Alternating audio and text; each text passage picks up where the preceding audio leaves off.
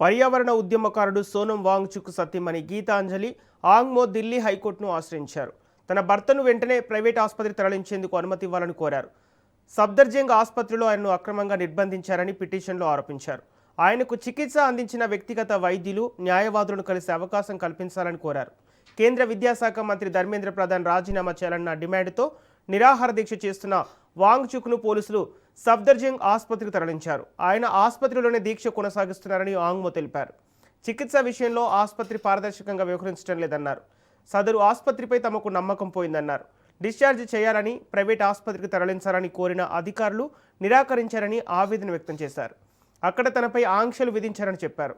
100 మందికి పైగా పోలీసులు ఆసుపత్రిలో మోహరించారని, వాంగ్చుక్ ఉన్న అంతస్తులోనే 30 మంది సిబ్బంది ఉన్నట్లు తెలిపారు.